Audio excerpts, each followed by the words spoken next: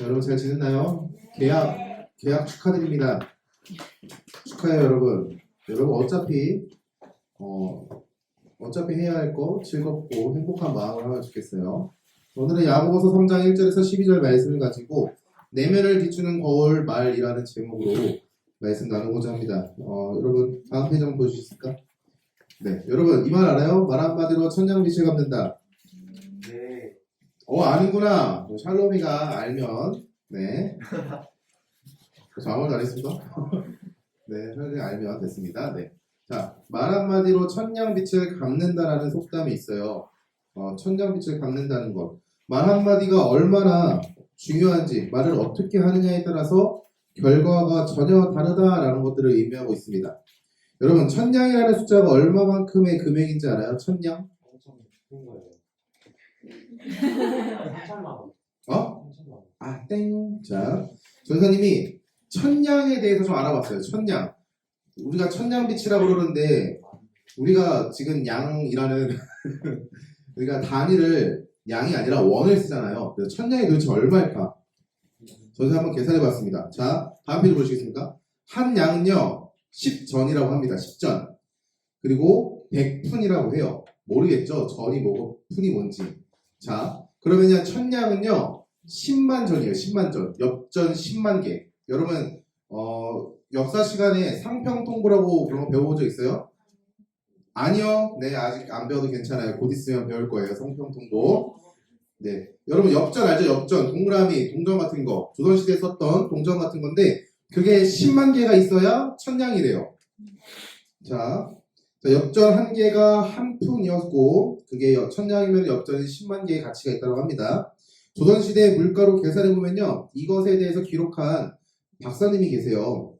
황윤석 박사님이라고 있는데, 여기 몰라도 돼요. 그냥 들어요. 전에 갖고 온 거니까. 그분이 남긴 일기, 이제 난고라는 책에 기록이 따르면요, 머슴 한 달 월급이 7냥이었다고 합니다. 자, 머슴 한 달 월급. 머슴이 어떻게 일하는지 아니? 해 뜨면 일어나서 해 지면 일이 끝나는 거예요. 거의 뭐 노예죠, 노예. 머슴은 노예입니다. 노예가 한 달에 벌 수 있는 양이 얼마였냐? 7냥. 한 달 월급이 7냥이었다고 합니다. 자, 이게 18세기의 조선의 그런 월급이었대요. 그러면은 머슴이 천냥을 벌려면은 143개월을 일해야 한다고 합니다. 143개월. 숨만 쉬고 아무것도 사지 않고 그저 차곡차곡 모아야 하는 금액이에요. 천냥이. 전사님이 143개월을 계산해 보니까 11년하고도 11개월 걸리더라고요. 11년하고도 11개월. 여러분 11년하고도 11개월 해가지고 천냥 벌래요? 대신에 조건이 있어. 쓰면 안 돼. 그저 숨만 쉬고 살아야 됩니다. 자, 이것을요, 전사님이 쌀값으로 한번 계산해 봤습니다. 참, 전사님이 이렇게까지 할 줄 몰랐는데. 자, 18세기 조선에 쌀 한 섬이라는 단위가 있습니다. 144kg인데, 이거를 5냥이 팔았대요. 현재 우리나라 쌀값이 20kg에 5만원이다라고 한번 계산해 볼게요. 5만원. 그보다 더 비싼 것도 있고 더 싼 것도 있는데 그냥 5만원이라고 한번 생각해 볼게요. 그러면은 쌀 한 섬에 36만원 정도 합니다. 36만원. 자, 이게 5냥의 가치예요. 5냥이 36만원이에요. 그러면은 1000냥이면 얼마일까요? 자, 여기서 수학이 나오죠. 여기서부터 이과와 문과가 갈리는 거예요. 자, 5냥이 36만원이면 1000냥은 얼마일까요? 맞습니다. 다음 페이지 보셨어요? 자, 1000냥은요 7,200만원의 가치가 있대요. 이보다 더 많을 수도 있고요, 더 적을 수도 있어요. 그러나 1000냥이라는 금액이 우리가 조금 더 이해하기 쉬운 단위로 표현하면은 7,200만원 정도 된다. 여러분 7,200만원 네, 나중에 돈 많이 버세요. 7,200만원 그랬으면 좋겠습니다. 7,200만원을 말 한마디로 갚을 수 있대요. 이 말은요, 얼마나 말이 너무나도 중요하다, 말하는 거 너무나도 중요하다라는 것들을 강조하고 있어요. 속담에서조차도 강조하고 있어요. 우리는요, 이러한 말의 중요성에 대해서 너무 잘 아는데 잘 말하지 못해요. 그게 현실이에요. 단어를 잘못 선택하기도 하고요. 시제, 과거, 현재, 미래에 대한 시제를 잘못 선택한다든지 상황에 맞지 않는 말들을 한다든지 말을 잘 못하는 경우들이 많습니다. 나는 말실수를 한 번도 하지 않았다라고 생각하는 사람 있어요? 아다르고 어다르다는 말이 있죠. 우리가 가장 많이 실수하는 게 다르다와 틀리다를 잘 구분하지 못하는 것 같아요. 정답의 차이에서는 틀리다, 맞다, 틀리다가 맞는데 가치관의 차이에서는 나와 다르다, 같다로 봐야 되는데 우리는 계속 맞다와 틀리다를요, 그러니까 다르다와 틀리다를 헷갈려 하고 있어요. 친구가 나와 의견이 다르면은 쟤는 나랑 틀려 라고 이야기하는 거죠. 이런 것처럼 우리는요 말 실수를 참 많이 해요. 말에 대해서 참 많이 실수한단 말이죠. 근데 이게 성도의 입장에서 바라봤을 때도 똑같아요. 자, 세상 사람들도 말 실수를 하고요. 똑같이 성도의 입장에서 바라봤을 때 잘 못하고 있어요. 말하는 걸. 오늘 설교가 말 잘해야 합니다 라는 걸 이야기하는 게 아니에요. 오해하면 안 됩니다. 자, 여러분은 교회를 다니는 사람으로서 하나님을 아버지라고 부르는 하나님의 자녀로서 그리스도의 은혜로 구원을 받은 성도로서 어떻게 말하고 있습니까? 자, 여러분들은 어떻게 말하고 있어요? 나는 욕이라는 걸 모른다 하는 사람 있어요? 난 욕 잘 모르겠는데요. 한 번도 사용하지 않았다.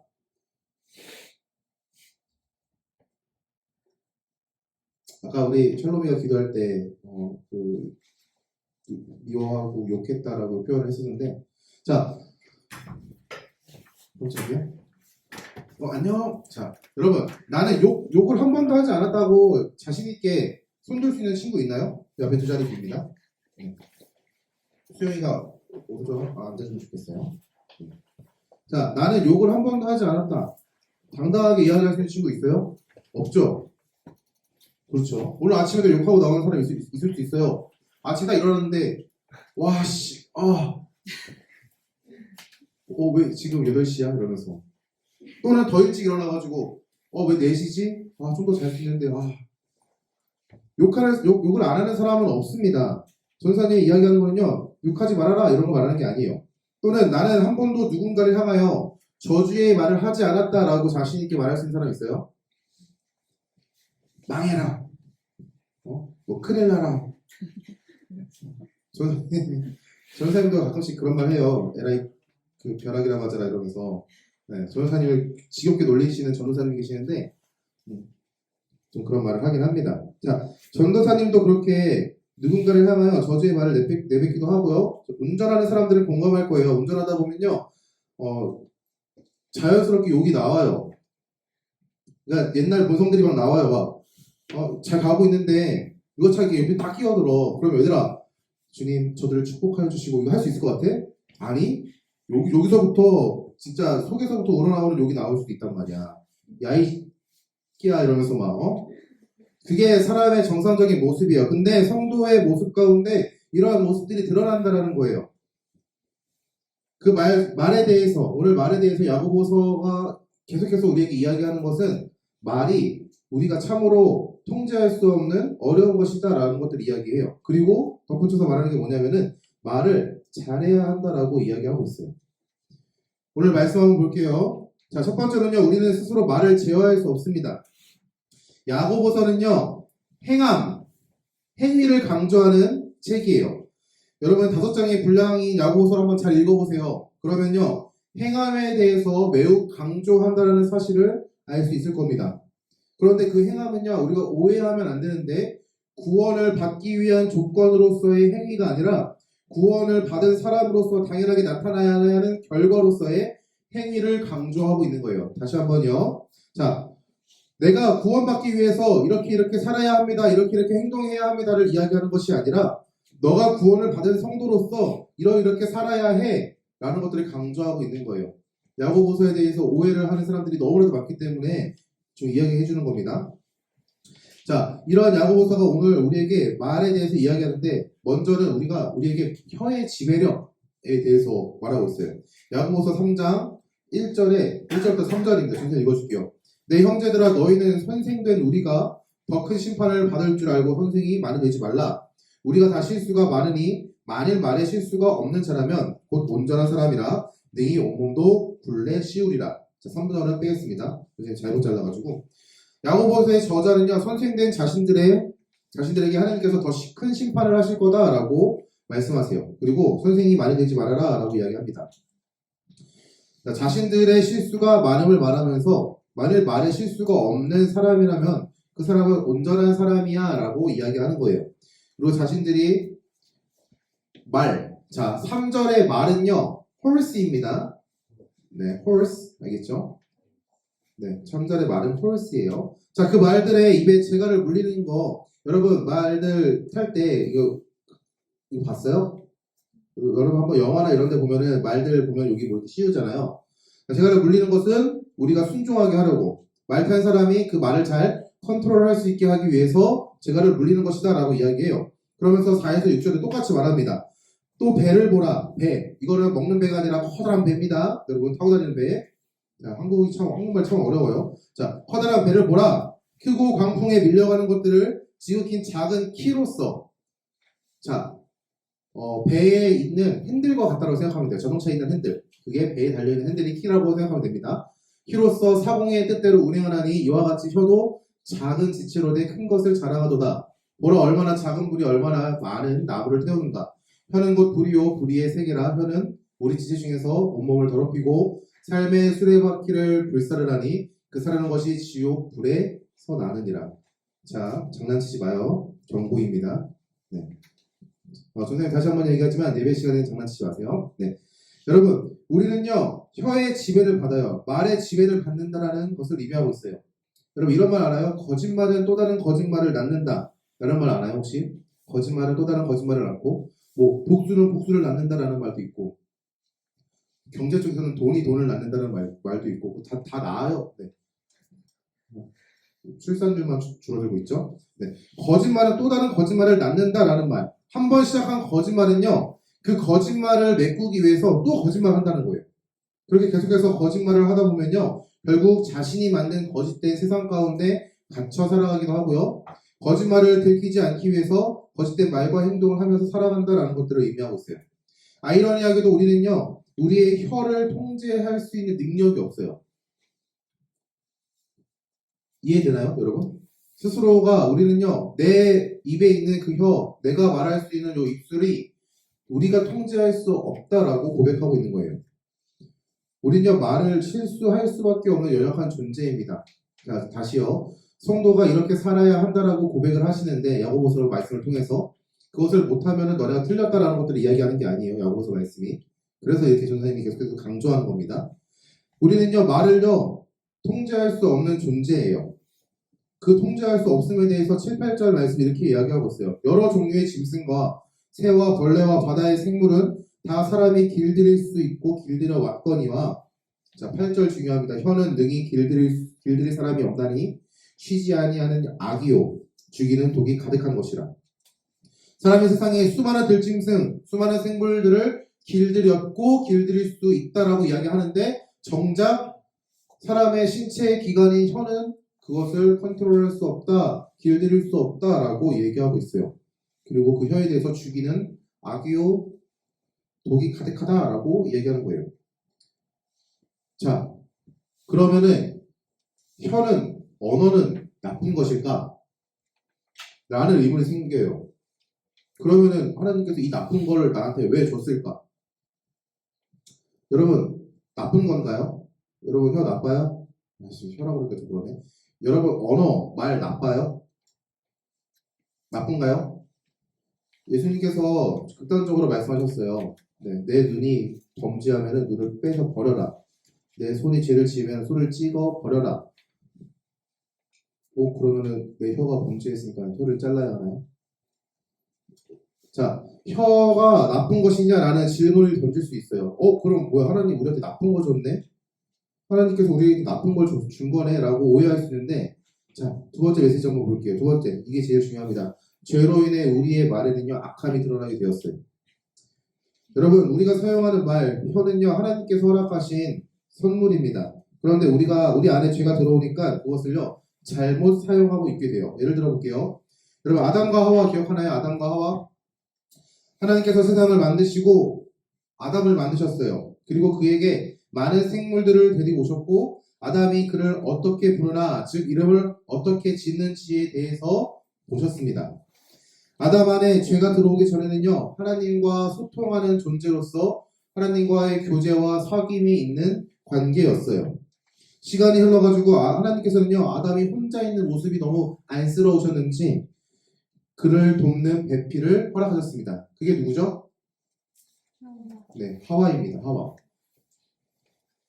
아담은요 하와를 딱 보고 나서 딱 첫 마디가 이거였어요. 이는 내 뼈 중에 뼈요 내 살 중에 살이라.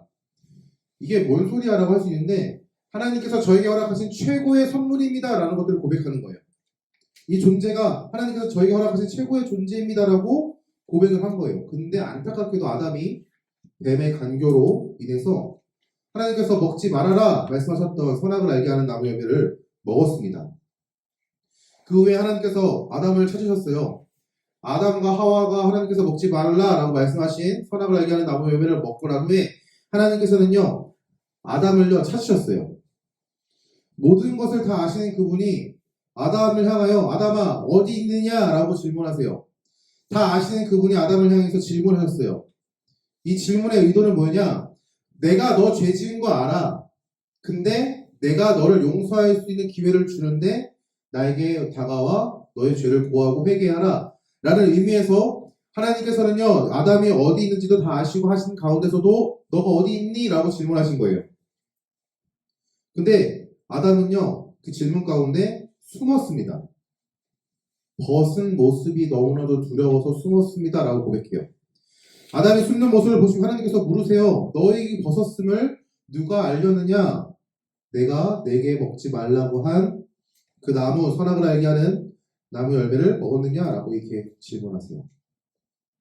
또 기회를 주신 것이죠. 다 아시는데 기회를 주세요 우리에게. 근데 아담의 답변이 참으로 안타깝습니다. 아담의 답변이 이래요. 야, 너 내가 먹지 말라고 한 거 먹었어? 질문 가운데 자, 여러분 이런 질문이 왔어요. 야, 자 이런 거요. 예를 들어 우리 건이가 그러지 않겠지만 예를 드는 겁니다. 극단적인 예를 드는 거예요. 자, 건이가 전도사님 책상에 있는 맛있는 케이크를 배가 고파서 먹었어. 전도사님 먹으려고 아껴둔 건데. 근데 내가 그걸 알았네. 그래서 건이한테 물어본 거예요. 건이야, 야 건이야 있잖아. 전도사님 책상에 케이크가 있었다? 누가 먹었을까? 전도사님 아는 거야. 아는데 용서를 구하기 바라는 마음에 물었어요. 근데 건이가 한마디가 이런 거예요. 글쎄요. 그래서 전도사님이 이제 CCTV 영상을 딱 보여주면서 건이야 얘가 범인이야. 너 왜 먹었어? 했는데 건이 답변과 아담의 답변이 이랬다는 거죠. 상황 가운데. 아담이 이렇게 얘기합니다. 하나님이 주셔서 나와 함께 하신 여자, 나와 함께 있게 하신 여자, 즉 하나님께서 나에게 주신 최고의 선물입니다 라고 고백했다는 하와, 그 여자가 나무 열매를 내게 주므로 내가 먹었습니다 라고 하는 거예요. 하나님 제가 잘못했어요. 하나님 제가 그 말씀에 어겼습니다. 죄송합니다. 하나님 회개합니다 라고 고백해야 되는 입술이 그런 입술의 고백이 아니라 하나님께서 주셔서 하나님이 저에게 주신 그 여자가 저에게 열매를 줬기 때문에 저는 하나님의 말씀에 불순종한 거예요. 이러니 하죠 여러분. 가장 사랑하다라고 고백했던 그 사람을요 자신의 죄를 덮기 위한 변명거리를 삼아요. 하나님을 향하여 죄송합니다 용서해 주세요라는 간구가 아니라 자신의 죄를 어떻게든 가리고 자신의 수치를 어떻게든 덮기 위해서 변명을 해요.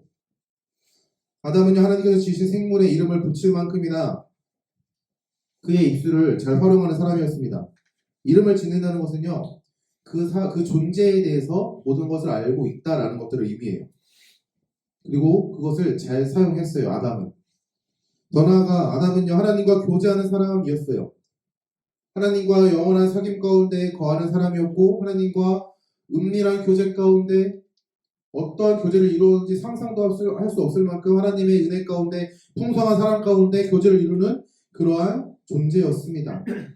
근데 아담 안에 죄가 들어오니까 자신이 통제하던 모든 생물들이 자신을 대적해요. 하나님의 저주인 것이죠.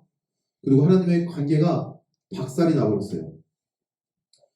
그리고 아담이 하와를 향하여 고백하였던 이는 내 뼈 중에 뼈요 내 살 중에 살이라 라고 말하는 그 찬양은요, 찬양이 뭐예요? 자신의 죄를 어떻게든 가리기 위해서 사용하는 변명의 수단으로 전락되어 버렸습니다. 여러분, 죄가 들어오니까 하나님께서 허락하신 선한 것이 죄를 드러내는 통로가 되어 버렸어요. 이뿐만이 아닙니다. 가인과 아벨 사건 여러분 기억하나요? 가인과 아벨? 아담과 하와가 낳은 아들 둘이 있는데 가인과 아벨이라는 아들입니다. 가인이 아벨을 죽였어요. 가인과 아벨이 하나님께 제사를 드렸는데 가인의 제사를 받지 않으시고 아벨의 제사를 받는 그 모습 때문에 가인이 화가 났어요. 그래서 가인이 아벨을 죽였습니다. 그 후에 하나님께서 똑같이 물으세요. 가인아, 네 동생 아벨은 어디 있느냐? 다 아시는 그분이 가인에게 용서할 수 있는 기회, 그 죄 가운데서 돌이켜 다시 한번 하나님 품으로 나아갈 수 있는 그 기회를 주셨어요. 가인아, 야, 네 동생 아벨 어딨냐? 근데 죄는요, 점점 커지는 것 같아요. 자, 가인의 답변이 이렇습니다. 자, 그 가운데 가인은요, 회개했어야 돼요. 그것을 듣기 위해서 하나님께서는요, 그에게 질문하셨던 거예요. 아벨 어딨니? 근데 가인의 답변은 이렇습니다. 제가 그 동생을 지키는 사람입니까?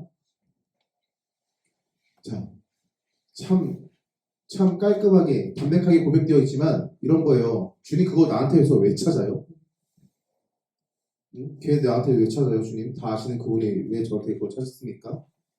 이렇게 이야기하는 거예요. 그 결과는요, 하나님의 심판이었습니다. 여러분, 더 이상 입술, 혀, 말은요, 하나님을 향한 찬양과 사랑을 고백하는 통로가 아니라 자신의 죄를 가리기 위한 변명의 통로로 사용하게 되었어요. 우리가 잘못을 가리기 위한 거짓말, 변명하는 것처럼 우리 안에 죄가 들어오는 순간부터 아담과 하와가 똑같이 자신의 수치와 죄악들을 가리기 위한 죄악을 드러내는 통로로 사용한 게 입술이었단 말이죠. 야고보서의 저자인 야고보는요, 3장을 통해 단순히 입술, 혀는 나쁜 것이다 라는 것을 이야기하는 게 아니에요. 우리의 죄악됨을 드러냄으로써 그것을 선하게 사용하지 못하는 그런 모습들을 우리에게 드러내고 있습니다. 하나님께서는 우리에게 선한 것을 주셨어요. 선하신 그분이 우리에게 서로를 향하여 마음을 고백하라고 교제와 사귐을 이루는 통로로 찬양과 감사의 고백의 통로로 언어를 허락하셨고 입술과 혀를 허락하셨습니다. 우리 안에 죄가 들어오기 전까지는요, 그것을 우리가 잘 사용하고 있었어요. 잘 통제하고 있었던 것이죠. 근데 죄가 들어오니까 그것을 잘 통제하기는커녕 죄를 드러내는 통로로 사용되게 되었습니다. 여러분, 욕 왜 합니까? 왜 욕해요? 얘들아, 솔직하게 말해보자. 너네 왜 욕하니? 나랑 다른 이유에서 욕하니 혹시?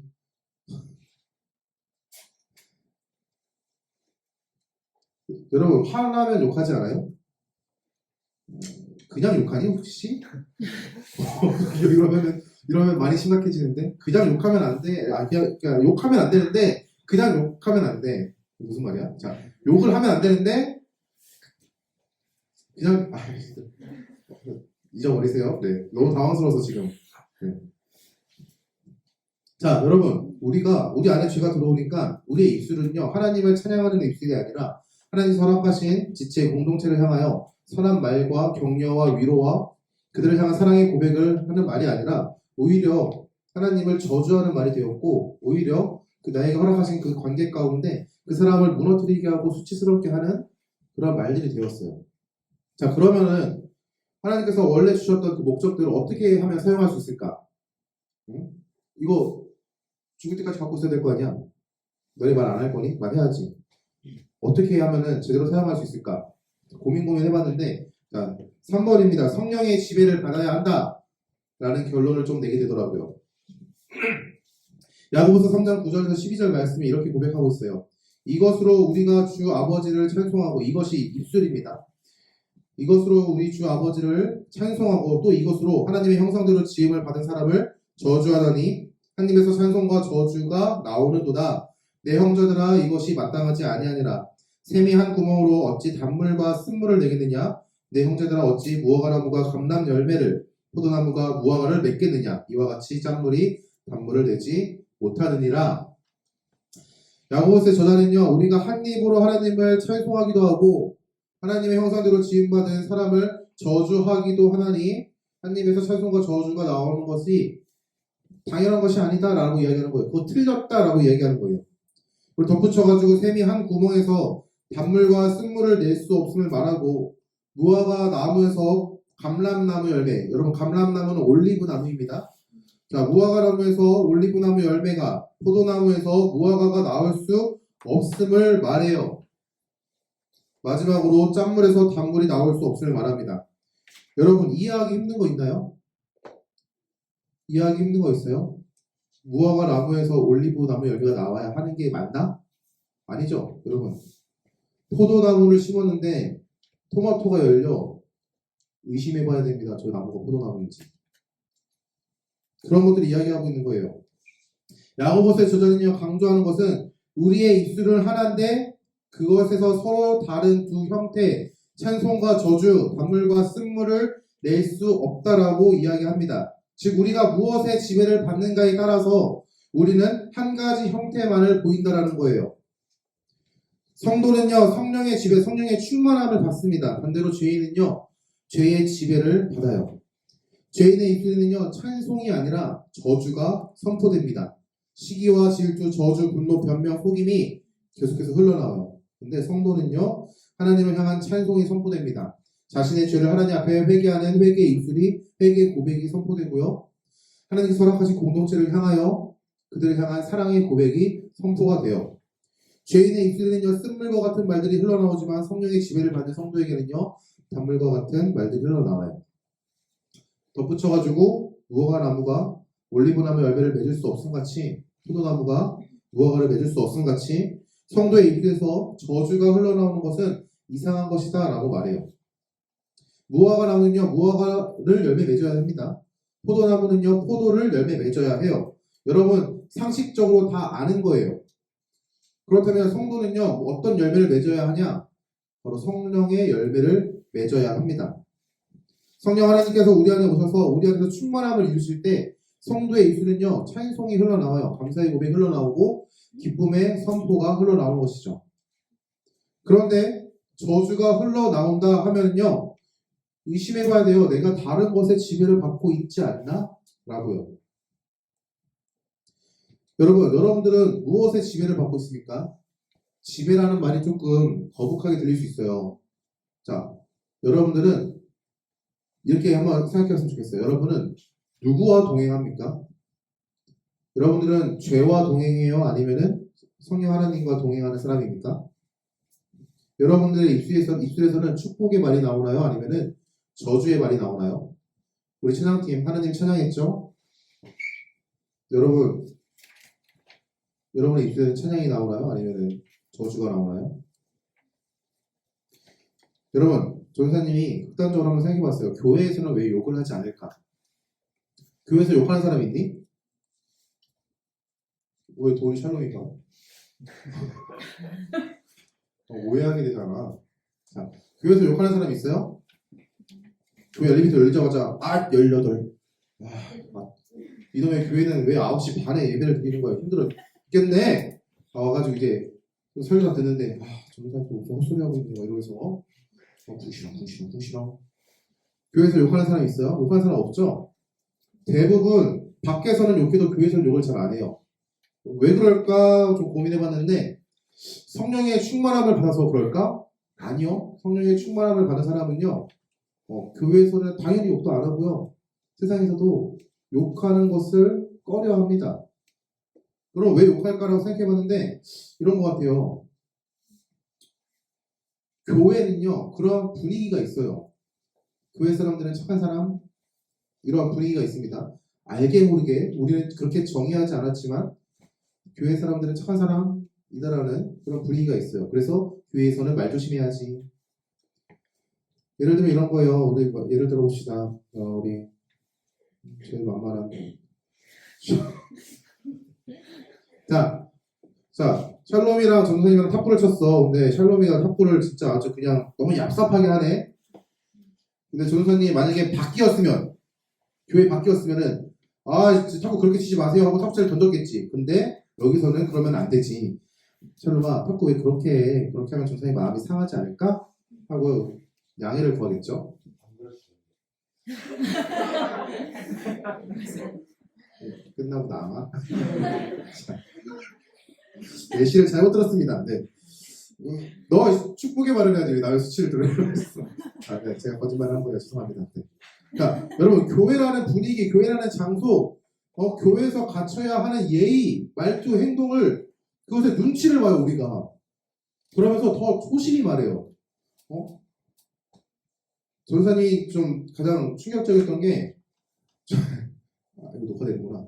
제가 편집하면 되니까. 저희 어머니가 제가 조금 이렇게 화날 행동을 했어요. 근데 집이었으면은 뭐 시켜 이랬을 텐데 그날은 아들 그거 알죠? 어금니 깨물고 아들 그러면 안 되지. 그래서 그때 알았죠.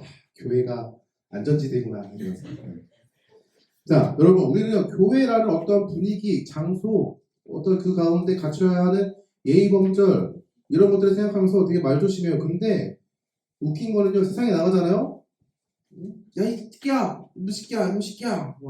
그렇게 욕이 남발합니다. 여러분 학교에서 욕 안 하는 친구 있어요? 욕 안 하니? 욕 안 해? 게임하면서 욕하니?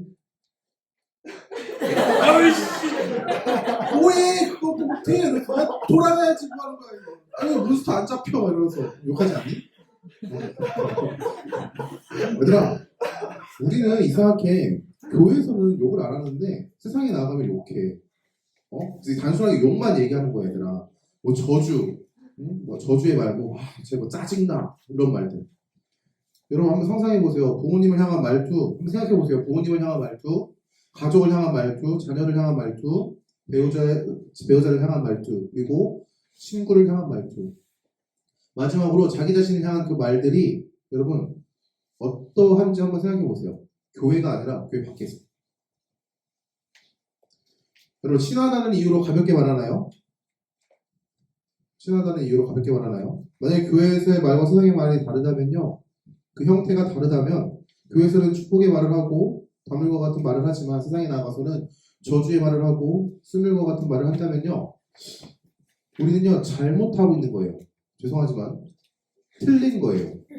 다른 게 아니에요 여러분. 그건 다르다라고 하는 게 아니에요. 그건요 틀린 거예요. 성도로서 틀린 삶을 살아가고 있는 거예요. 성령 하나님의 충만함을 외면하며 살아간다라고도 이해할 수 있을 것 같아요. 물론 분노를 통제하지 못해서 나오는 말들이 있을 수 있어요. 아까 선생님이 예를 든 것처럼 운전하는 사람들은요 이 서로 지켜야 하는 선이 있는데 그것을 지키지 아니할 때 갑작스럽게 욱 하는 게 있습니다. 선생님도 오늘 오면서 차 3대를 향해서 저주의 말을 퍼붓거든요. 그렇게 들릴 거면 어제부터 나와가지고 출발했어야지 왜 오늘 아침부터 나와가지고 이러면서 막 당연히 오늘 아침에 일이 있으니까 오늘 아침에 출발하셨겠지만 그들을 향해서 저주의 말을 막 내뿜었어요. 회개합니다. 네. 매번 운전 끝나고 항상 회개를 해요. 좀 그러면 안 됐었는데 이러면서 그렇게 할 수 있어요. 근데 여러분 그런 상황 가운데 나도 모르게 튀어나오는 그 저주의 말, 누군가를 향한 욕 그런 말 할 때 여러분 회개해요? 회개합니까? 뭐 이렇게 마일리지 쌓아가지고 몰아서 회개하듯이 뭐 잠잘 때 회개하나? 만약에 스스로의 잘못을 가볍게 생각한다면요 우리는요 아담과 같이 하나님께서 우리에게 아담아 어디 있느냐? 라고 질문 가운데 아담이 자신의 죄를 가리기 위해서 자신이 사랑한다라고 고백했던 그 존재를요 변명과 수치를 가리기 위한 그런 존재로 여겼던 것과 다를 게 하나도 없는 거예요. 회개하지 않고 그냥 변명만 늘어놓는다면은 우리는요 아담과 그 가인의 모습과 다를 게 하나 없다는 것이죠. 여러분 말씀을 맺겠습니다. 오늘의 본문은요 우리에게 성도의 말에 대해서 이야기하고 있어요. 성도의 말, 그리스도의 은혜로 구원받은 성도는 어떻게 말해야 하는지에 대해서 이야기하는 것이죠. 그렇다면 여러분 다시 한번 생각해 보세요. 여러분들의 입술은 무엇을 선포하고 있는지, 그리고 여러분은 무엇의 지배를 받고 있는지. 그리스도인은요 성령의 지배를 받는 사람입니다. 성령의 지배, 충만함을 입었음을 드러내는 것 중에 하나가 바로 말이에요. 말. 기대하세요. 다음 시간은 행동입니다. 네, 다음 시간은 행동이에요. 시리즈입니다. 시리즈. 자, 여러분 세상에서 어떠한 삶을 살아가고 있는지 한번 돌이켜봤으면 좋겠어요. 만약에 죄에 휘둘리며 살아간다면요, 여러분의 마음 가운데 여러분의 계속해서 말씀하시는 하나님께 도움을 구했으면 좋겠습니다. 여러분 욕하고 막 이러는데 막 마음 찝찝함이 없다면요, 좀 고민해봐야 돼요. 우리 하나님께서 나를 방치하시나? 하나님은 여러분들을 버리시진 않지만 죄 가운데 계속 거했을 때 하나님께서는요 방치하시기도 합니다. 고민해봐야 돼요. 나는 어떠한 삶을 살고 있는지, 내 말은 무엇을 더 많이 선포하고 있는지, 축복의 말인가 저주의 말인가. 그 간구한 가운데 허락하신 은혜를 누리는 청소년부가 될 수 있기를 간절히 소망합니다.